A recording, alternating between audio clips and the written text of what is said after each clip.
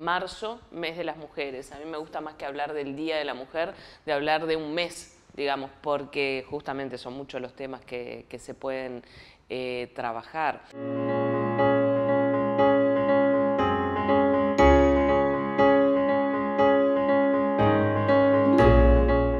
Si yo pienso en los últimos 30, 40 años, digamos, lo que observo son, a mí me gusta definirlo quizás como algo, como una sensación ambivalente, porque por un lado veo grandes avances, no podemos negar los avances, sobre todo en el campo del reconocimiento de los derechos de las mujeres, la incorporación de las mujeres al mundo de lo público, al mundo, digamos, de la política, de la esfera social, pero por otro lado encontrar todavía grandes nudos que uno se pregunta cómo a esta altura, en pleno siglo XXI, seguimos con los niveles de violencia de género, seguimos con temas vinculados a los derechos sexuales y reproductivos que no están resueltos y que han sido tema de las grandes movilizaciones que se observaron el 2018 y suponemos que se van a observar este año en torno al Día de la Mujer, y con un tema que a mí por lo menos me encantaría saber, Rita, tu opinión, porque a mí me preocupa muchísimo, que es el de la vida cotidiana y la necesidad efectivamente de considerar y de politizar la vida cotidiana como una dimensión clave para la igualdad de género. Sí, son muchas cuestiones, ¿no? Muchas. Pero quizás en primer lugar decir que no son 40 años.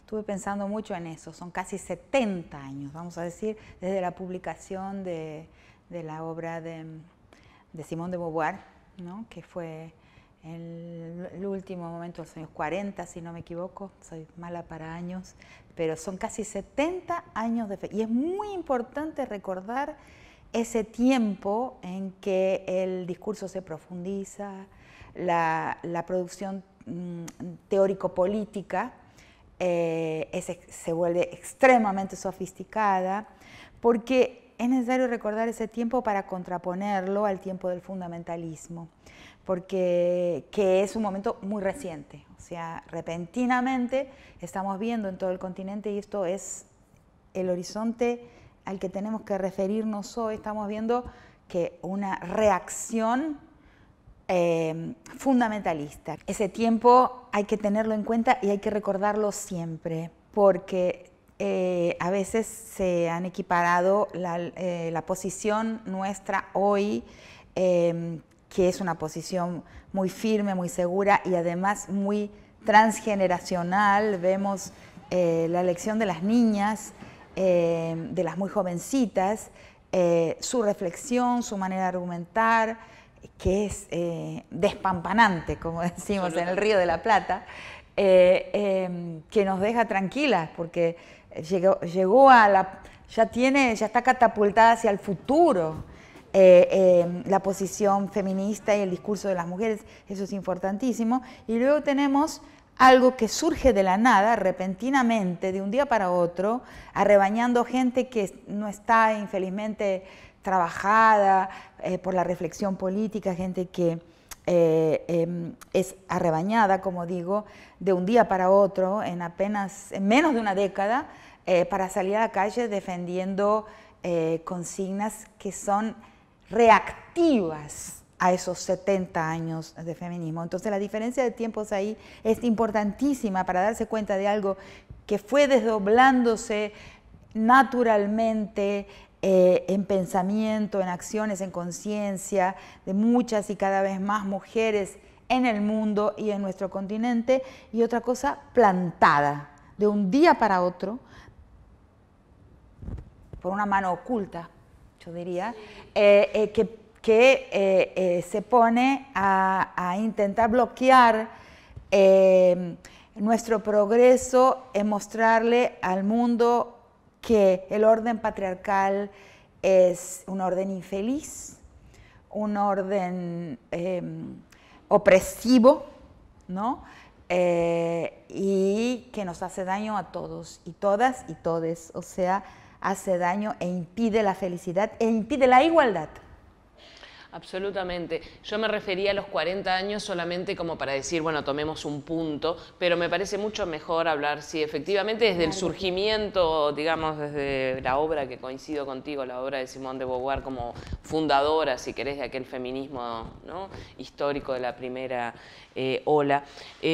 A mí me parece súper interesante esa reflexión y lo que vos decías recién de esta nueva generación, digamos, estas gurisas o estas chiquilinas que vemos en la calle, y chiquilines también, ¿verdad? Porque no es un tema solo de las jóvenes mujeres, sino que se los observa también a los jóvenes varones en la calle reclamando y plantando algunos temas que en definitiva a las que trabajamos este tema nos llevan a preguntarnos, bueno, finalmente, ¿será que estamos mostrando que realmente esta desigualdad o esta relación tan opresiva sobre las mujeres que hemos tenido históricamente no es un accesorio, sino que es una dimensión central de los fenómenos de dominación, en las bases del patriarcado, ¿verdad? Digo, pero creo que por ahí hay unas pistas súper interesantes también para reflexionar hoy.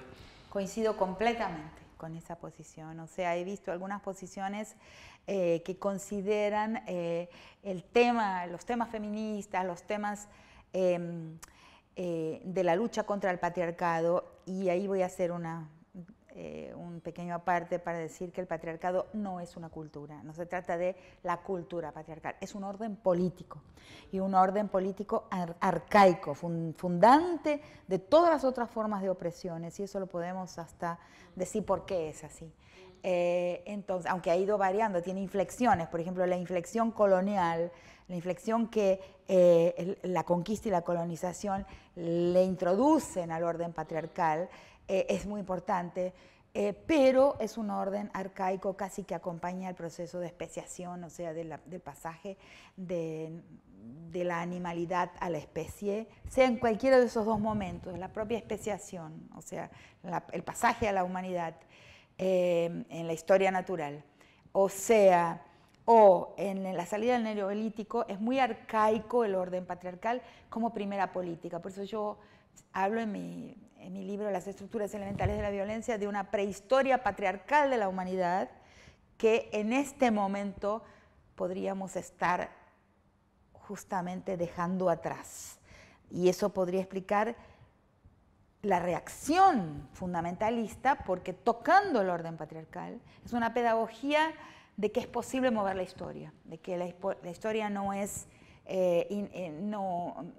o sea, puede transformarse, de que se puede transformar y cambiar un sistema opresivo arcaico por un sistema muy diferente, que no sabemos exactamente cómo es, pero que es un tránsito histórico de gran importancia. Por eso es pedagógico mostrarlo y por eso la reacción que estamos teniendo.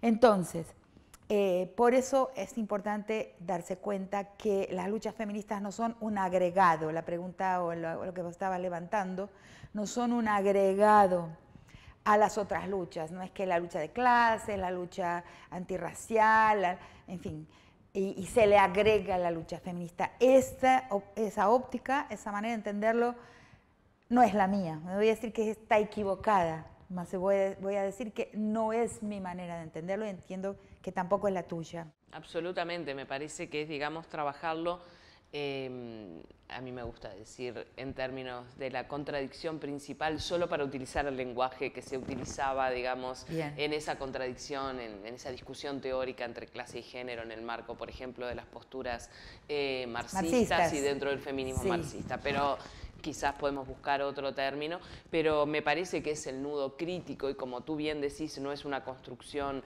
exclusivamente cultural, sino que es un sistema político político y social y de estratificación, ¿verdad?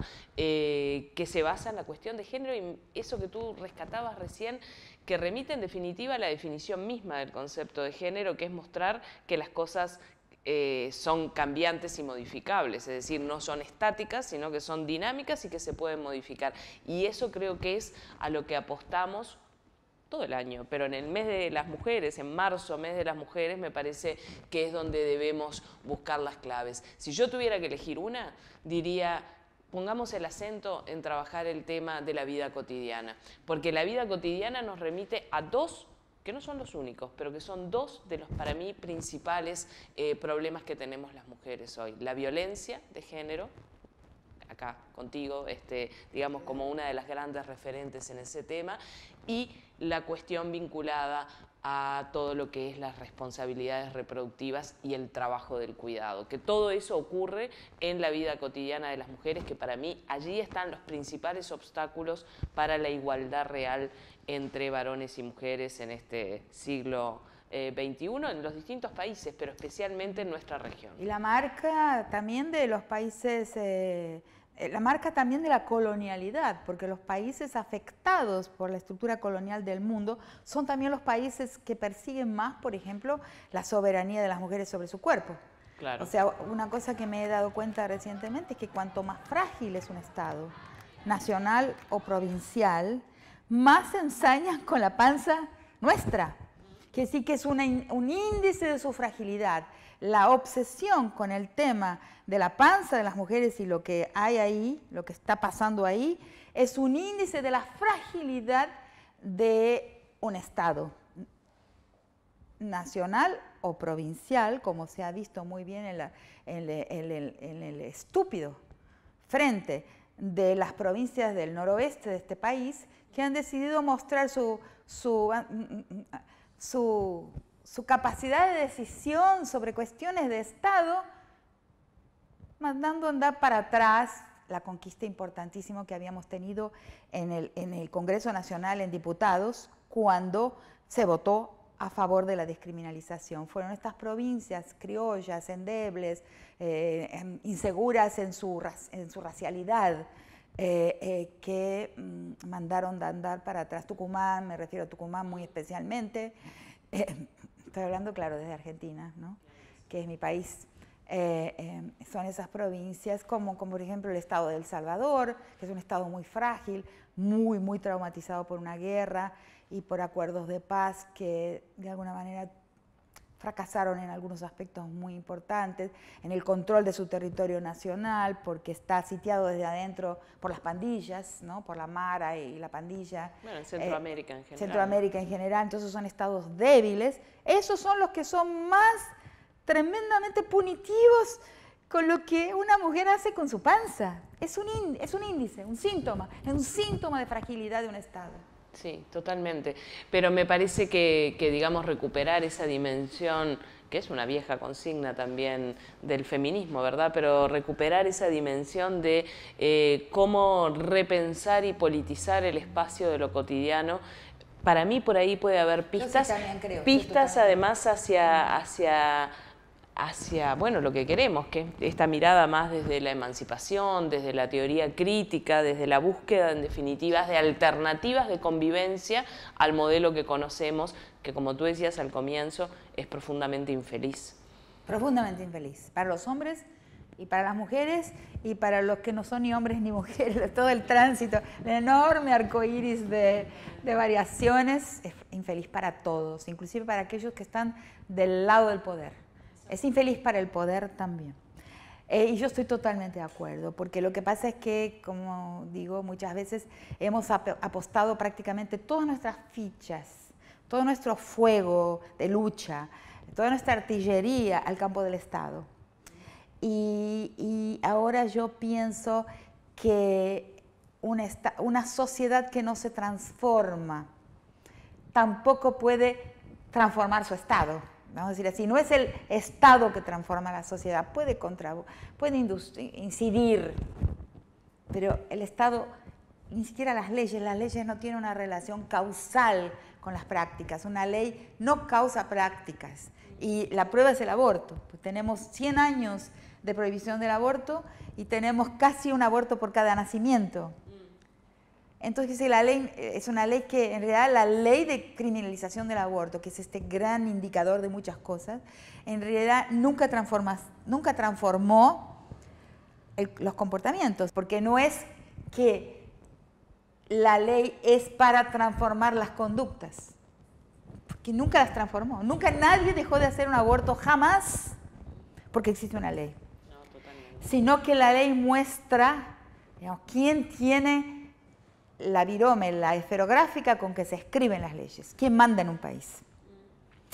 Entonces, el Estado tiene ese problema, o sea, muchos esfuerzos en pasar leyes que tienen una realidad material muy relativa, porque ahí tenemos que ir a los jueces, a los fiscales, a cómo piensan, cómo tienen el mismo sentido común que cualquier hijo de vecino. No se ha generado un sentido común jurídico importante que haga que los jueces tengan, y los fiscales, y las fiscalas, y las juezas, una noción de que la ley tiene un poder, tiene que tener el papel de proteger al vulnerable. No hay nociones de vulnerabilidad en la cabeza de los jueces y las juezas y de los fiscales y fiscalas. No actúan de esa manera. Entonces, la ley no llega a destino en su papel de protección al desprotegido y la desprotegida. Y sí, ahí estamos totalmente de acuerdo. Hemos abandonado los esfuerzos en la sociedad y hemos apostado a que el Estado resuelva todo.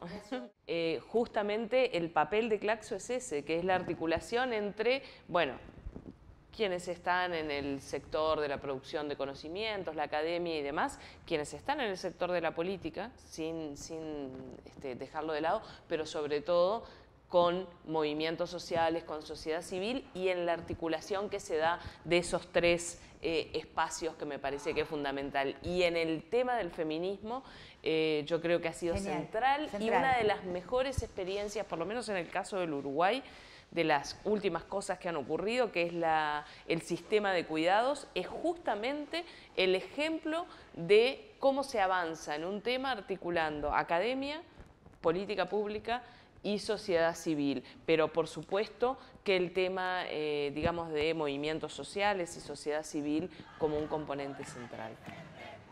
El tema de cuidados es el obstáculo principal que tenemos las mujeres hoy para todo. Digamos, las mujeres para poder participar en el mundo del trabajo, en el mundo de la política, en el mundo de lo social, para poder disfrutar de la vida, para poder tener tiempo propio, para poder educarnos, encontramos un obstáculo que es la cuestión del cuidado. ¿Por qué? Porque tradicionalmente se ha dicho división sexual del trabajo mediante, las mujeres son las responsables, en la especiación que tú decías hace un rato, en ese proceso las mujeres son las responsables de esto y no así los varones. Mientras eso no cambie, y no cambie en dos niveles, en el nivel micro, que es importantísimo y es en la negociación cotidiana al interior de los hogares, entre géneros y entre generaciones, y en el nivel macro, y ahí hay que tener cuidado con lo que tú decís.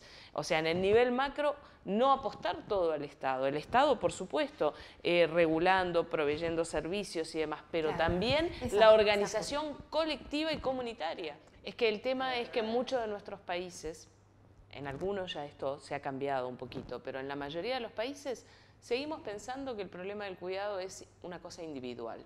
Y cuando pensamos que algo es individual, normalmente es de la puerta de la casa hacia adentro que se resuelve y cada uno lo resuelve en función de sus recursos. Entonces, si yo soy mujer, blanca, urbana y con recursos educativos y de clase media, seguro que me voy a arreglar mucho mejor que otra mujer que tiene mis mismas obligaciones marcadas por el género, pero que es negra, rural, sin educación y sin recursos económicos, por poner dos extremos o dos polos en esta mirada.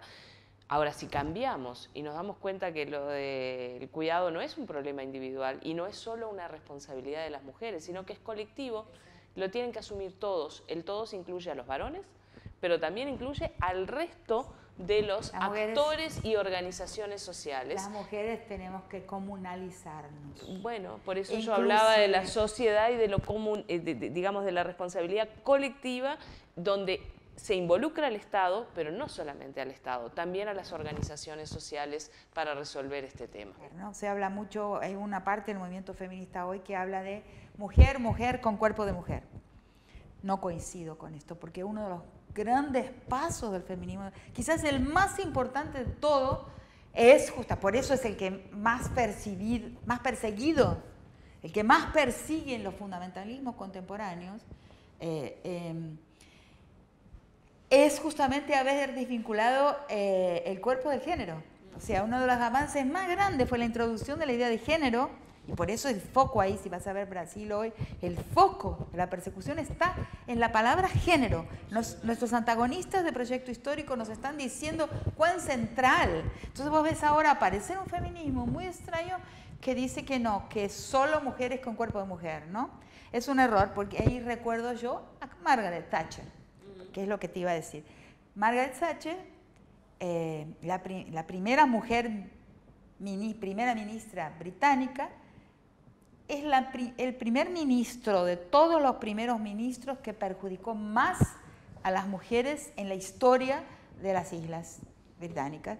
Por eso yo insisto con esa idea del pasaje de lo individual a lo colectivo. En la medida que entendemos que es colectivo y que se requiere una respuesta colectiva, hay por lo menos 4 grandes actores que están llamados a tener responsabilidad en eso. El Estado, la comunidad, la familia y las formas mercantiles que conocemos de provisión, por ejemplo, de servicios, ¿verdad? Cuando uno lo plantea a nivel colectivo. Entonces, a mí me parece muy bueno lo de la comunidad, me parece también, por supuesto, la discusión a nivel de la cuestión familiar, pero bueno, me gusta insistir también en la responsabilidad del Estado en garantizar determinado tipo de servicios, de la misma manera que le exigimos al Estado que garantice educación, o que garantice trabajo, o que garantice, depende del país, ¿verdad?, seguridad social. Este tema del cuidado, me parece que hay también un componente muy fuerte de responsabilidad estatal, más allá de que no es el único, estoy de acuerdo. Lo que pasa es que tenemos que estar preparados porque cuando el Estado nos traiciona, por supuesto, que es muy a menudo, sobre todo más acá que allá, pero allá también, eso fue una traición del Estado. Cada vez que hay desempleo, hay una maniobra para mandar a las mujeres para casa. Por supuesto, lo hemos visto en todos los países. Todo el tiempo. Entonces, hay que estar, la sociedad tiene que estar preparada para protegerse a sí misma. Pero es que eso es el componente, reitero, para mí importante del control ciudadano, ¿verdad? Es decir, bueno, las organizaciones ciudadanas ejerciendo su derecho, digamos, bueno, de participación y de control sobre las políticas y los temas que se están abordando a nivel de estados y gobiernos. Pero me parece que ahí tenemos todavía un tema pendiente en el campo de los derechos de las mujeres. No sé qué pensarás vos sobre eso, pero que sí creo que hubo un viraje en el feminismo, en América Latina y después en otros países. Yo soy un poco rigurosa y un poco, quién sabe, un poco demasiado crítica. Por ejemplo, tenemos nuestra propia historia de las mujeres y del feminismo en América Latina y en nuestro país de una manera muy clara. No se trata del Me Too. El Me Too es otra cosa, los feminismos, o sea, yo les llamo al feminismo de los Estados Unidos para marcar la diferencia con los nuestros, y creo que marcar esa diferencia es importante en este momento, pues son 2 historias que vienen de colonizaciones diferentes, la colonización anglosajona y la colonización iberoamericana. Son 2 historias tan distintas. Entonces yo a los feminismos de los Estados Unidos, excepto en muy raras excepciones, como es por ejemplo la excepción de Judith Butler, en general la línea del feminismo del norte yo le llamo de feminismo pilgrim. O sea, es un feminismo puritano. O sea, donde entra, el Estado se coloca en el medio y rige la relación. O sea, es un feminismo que vive con un abogado dentro de la almohada. Los nuestros, yo creo que debemos preservar, y este es un momento crítico, la capacidad de negociación entre las personas de su sexualidad. O sea, qué deseo yo de vos, qué puedes desear vos de mí, qué deseo yo de él, qué puede desear él de mí. O sea, tiene que preservarse la capacidad la soberanía de cada persona para negociar frente al otro su deseo y los límites de ese deseo y de su sexualidad. Entonces, esa es la diferencia central entre el Me Too y nuestras luchas. Y para mí eso hay que ponerlo en palabras y decirlo claramente. En nuestros estados, porque realmente quizás porque sean menos confiables que el Estado del Norte, porque su relación Estado-sociedad sea otra, originada justamente en una historia de colonización muy distinta, quien llegó al territorio del norte, los pilgrims, puritanos, su historia, y la nuestra, llegaron violadores, ¿no? Pero que violaron indias y negras, que de alguna forma a lo largo del tiempo hubo ahí una negociación también. Voy a hablar por mí, no tengo miedo a hablar por mí, en el sentido de que soy muy crítica de un feminismo victimista, por ejemplo.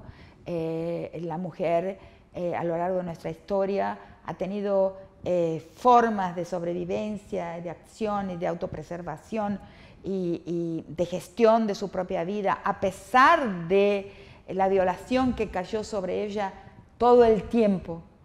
Me gusta pensar en la mujer agente, en la mujer que preserva un margen de poder y de negociación importante.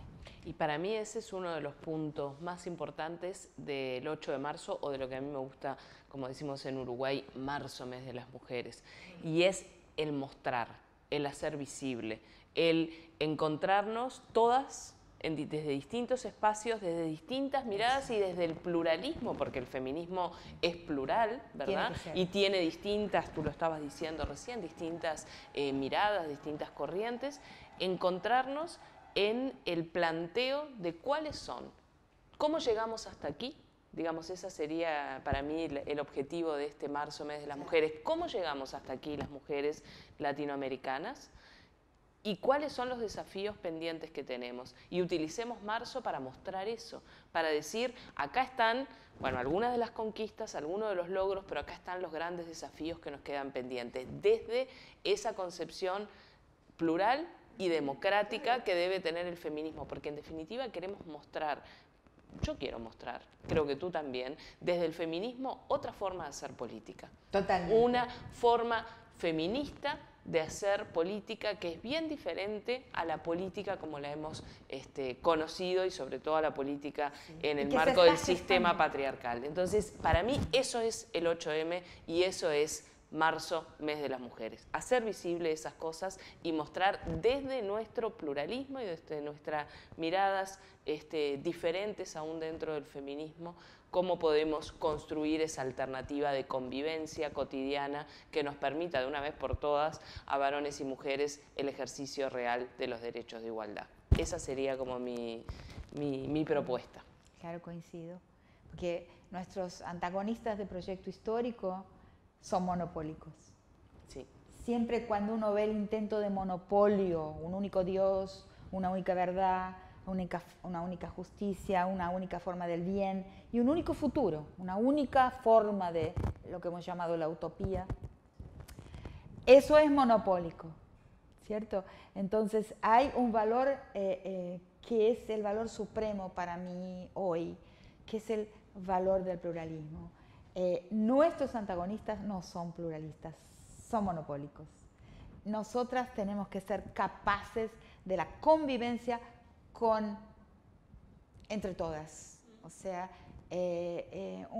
siempre digo que una democracia que no es pluralista es una dictadura de la mayoría. Entonces, en el feminismo eso es crucial. Vamos juntas a la calle a mostrar que las mujeres han ingresado al campo de la política en serio y que la historia ha pasado para nuestras manos. ¿Por qué? Porque todos los intentos de reorientar la historia en una dirección más beneficente, de mayor bienestar para más gentes, que no partieran de la ruptura, del desmonte del patriarcado, han fracasado. Absolutamente. Entonces, ese fracaso, que es muy triste, ojalá no hubieran fracasado los patriarcones en sus revoluciones. Pero es evidente que ninguno llegó a destino.